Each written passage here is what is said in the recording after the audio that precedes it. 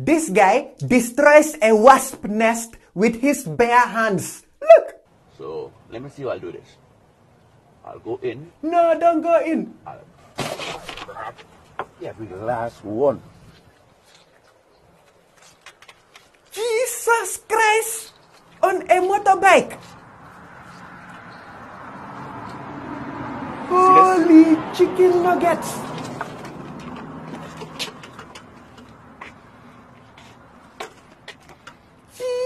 Jesus Christ on a scooter! Every last man. That's for you, Chantel. What kind of testicle does this man have? Titanium.